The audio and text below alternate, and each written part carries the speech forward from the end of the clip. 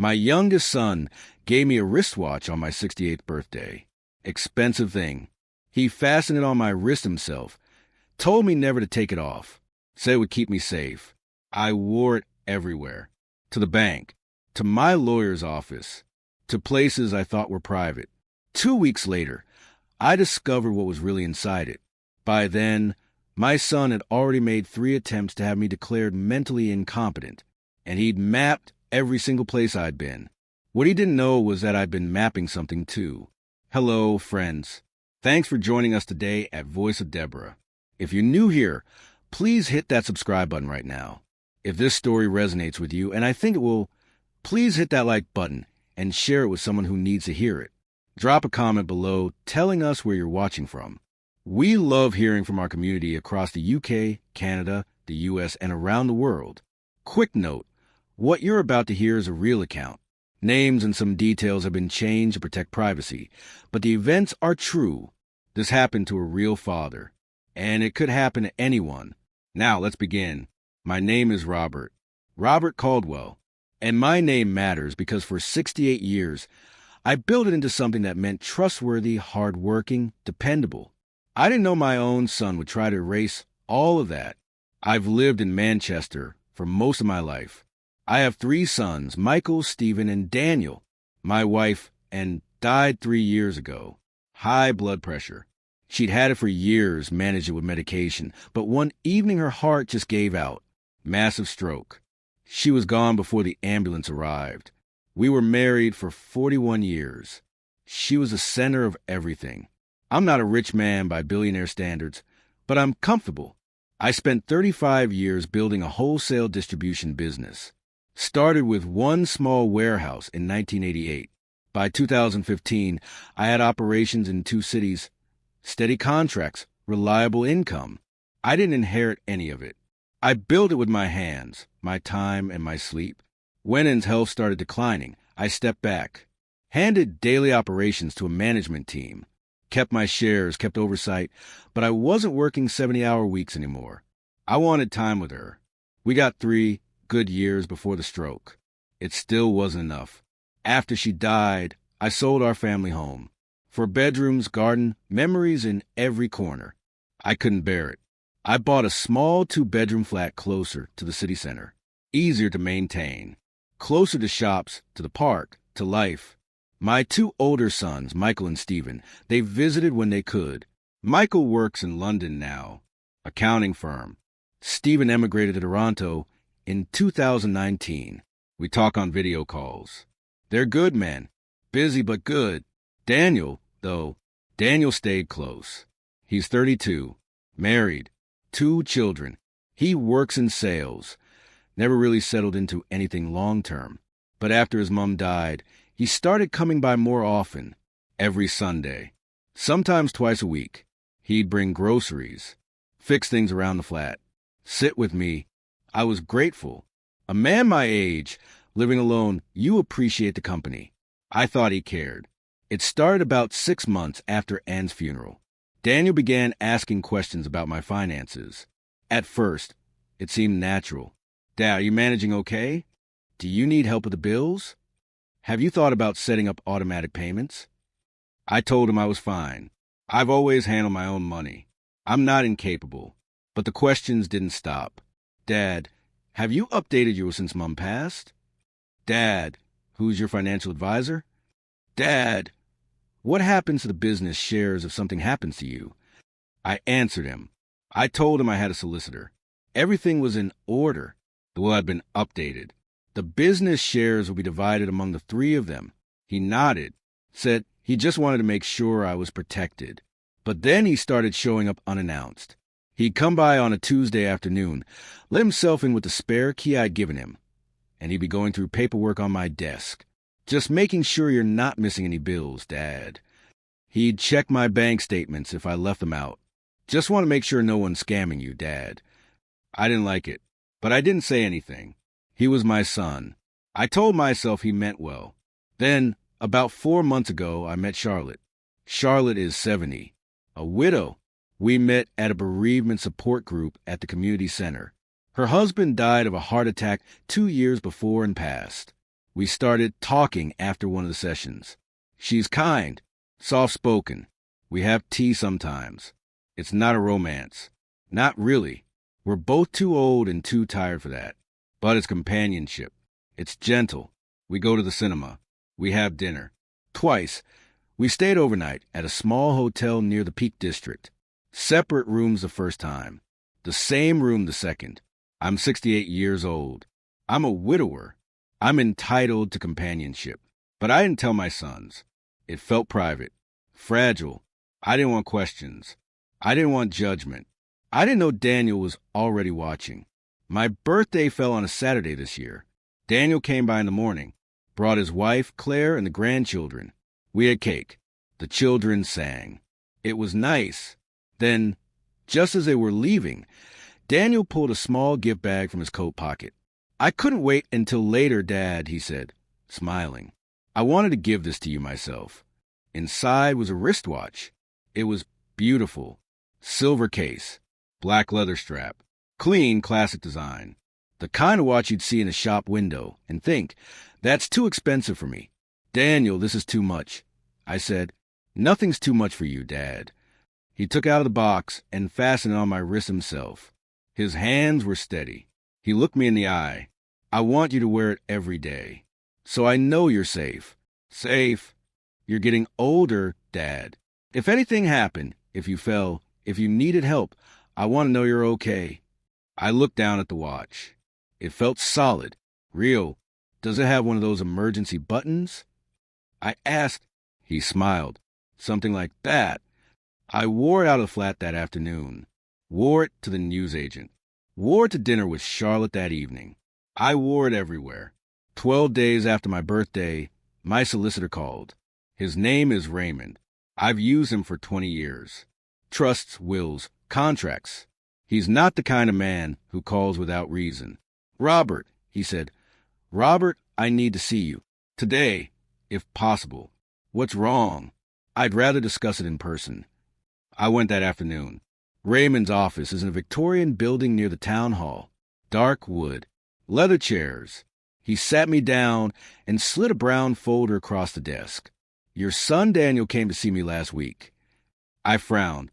Why? He wanted to discuss your estate. He had questions about the distribution of assets. He also wanted to know about the process for obtaining power of attorney. Power of attorney? Raymond nodded slowly. He suggested you might be experiencing cognitive decline. He said you've been behaving erratically, spending money irresponsibly, visiting places that concerned him. My chest went tight. What places? Raymond opened the folder. Inside was a printed map. It showed lines crisscrossing the city center. Dots. Timestamps. He showed me this, Raymond said quietly. It's a record of your movements. Every day, for the past 2 weeks. I stared at the map. There was my flat. The park where I walk each morning. The Tesco on the corner. The cafe where I meet Charlotte. The cinema. The hotel. How did he get this? I whispered. Raymond looked at my wrist. That watch you're wearing. When did you get it? We went to security consultant that same afternoon. A man Raymond knew. Former police. Specialized in surveillance. He took the watch from my wrist and opened the back casing with a small tool. Inside, embedded in the mechanics, was a GPS tracker. This is live, the consultant said. Commercial grade. Someone's been monitoring your location in real time. He connected it to his laptop. A screen lit up. There was the map again. My entire route for the past 12 days. Every street. Every stop. Can you tell who's receiving the signal? Raymond asked. The man worked for a few minutes. Then he turned the screen toward us. A phone number. I recognized it instantly. Daniel. Raymond made inquiries over the next 3 days. He contacted other solicitors in the area. Turns out, Daniel had visited 4 different law firms in the past 5 months. At each one, he'd asked about the process for declaring someone mentally incompetent. He'd asked about conservatorship, about expedited asset transfers. He'd also contacted my GP's office, claimed he was concerned about my memory, asked if there were any records of confusion, forgetfulness, medication issues. My doctor told him nothing, patient confidentiality, but the fact that he'd tried was enough. Raymond also discovered that Daniel had applied for credit in my name twice in the past year. Both applications were denied, but he'd tried. He's been building a case, Raymond said. The watch was the final piece. If he could prove you were spending time in hotels, withdrawing cash, behaving unpredictably, he'd have enough to argue you needed supervision. And then he petitioned for conservatorship, control of your assets, your property, your accounts, everything. I sat in silence. My son, my youngest son, the one I'd held as a baby, the one I'd taught to ride a bike, he'd been hunting me. That's when something shifted inside me. I wasn't just hurt anymore. I was angry, and I was going to make sure he paid for this. I didn't confront Daniel immediately. Instead, I did something he'd never expect. I kept wearing the watch. Raymond, I said, can we use this against him? Raymond looked at me carefully. What are you thinking? He's been tracking me, building a case that I'm incompetent. What if we gave him exactly what he wanted to see? Raymond leaned back. Go on. What if I started behaving erratically? What if I gave him enough rope to hang himself? Over the next week, I worked with Raymond to build a trap. I withdrew large amounts of cash, £2,000, then £3,500, all documented, all legitimate, but it would look suspicious on paper. I visited the same hotel 3 times in 5 days. Each time, I made sure to use my card, leave a trail. I accidentally left bills unpaid. Let my phone ring unanswered when Daniel called. I even went to a luxury car dealership and test drove a Jaguar. Told the salesman I was thinking of buying it outright. Made sure to take their business card. All while wearing the watch. All while Daniel was watching. 2 weeks later, Daniel called an emergency family meeting. He didn't ask. He informed me that Michael and Stephen were coming, and that we needed to talk about my situation. I played along. When they arrived, Daniel had papers with him, printed bank statements, screenshots of my location data, photos of the hotel, the car dealership receipt. Dad, he said, his voice full of false concern, we need to talk about what's been happening. He spread the papers across my dining table like evidence in a trial. You've been withdrawing thousands in cash. You've been staying in hotels. You're looking at buying luxury cars you don't need. Dad, this isn't normal. We're worried you're not thinking clearly. Michael looked confused. Stephen, on the video call, frowned. What are you talking about, Daniel? Michael asked. Daniel ignored him. He pulled out another document. I've already spoken to 3 solicitors. We can get you the help you need. Power of attorney. Someone to manage your finances. It's for your own good. That's when I smiled. You're right, Daniel. I said quietly. I have been behaving strangely. He looked relieved. I'm glad you can see that, Dad. I've been testing you. The room went silent. I reached into my jacket pocket and pulled out my phone. On the screen was a recording app, red light blinking. I've recorded every conversation we've had for the past 3 weeks, including the one we're having right now. Daniel's face went pale. I pulled out another folder, thicker than his. I also have documentation of every solicitor you visited, every attempt you made to access my medical records, the 2 credit applications you filed in my name, and this. I placed the watch on the table, a GPS tracker you put in a birthday gift so you could monitor my every move. Michael stood up. What the hell, Daniel? I've also been to the police, I continued. Identity fraud. Attempted financial exploitation of a vulnerable adult. They're very interested in your activities. Daniel's hands were shaking. But here's what really happened. I said, every withdrawal I made, deposited into a separate account the same day. The hotel visits, meeting with a private investigator who was helping me document your activities. The car dealership, the salesman is a witness who will testify I was clearly of sound mind, just browsing. I leaned forward. You wanted to prove I was incompetent. Instead, you've proven yourself to be a fraud. Daniel tried to leave. I stopped him. Sit down. I'm not finished. He sat. I've rewritten my will. You get nothing. Not a share. Not a property. Not a penny. Dad. I've also filed a report with the police. They're considering charges. Identity fraud carries up to 10 years. Claire started crying, and I've contacted your employer. Told them about the credit fraud. They're conducting an internal investigation. Daniel's face crumbled. You tried to take everything from me. I said quietly, you were going to lock me away, control my money, and tell yourself it was for my own good. So here's your payback. You get to live with the consequences. 3 days later, Daniel was suspended from his job pending investigation. 1 week after that, Claire filed for divorce. The police decided not to press criminal charges. Insufficient evidence for conviction, they said, but the civil case was different. I sued Daniel for attempted fraud and emotional distress. We settled out of court. He paid me £50,000, money he had to borrow, and signed a legal agreement that he would never contest my will, never contact me without permission, and never come within 100 meters of my property. Daniel lost his job 3 months later.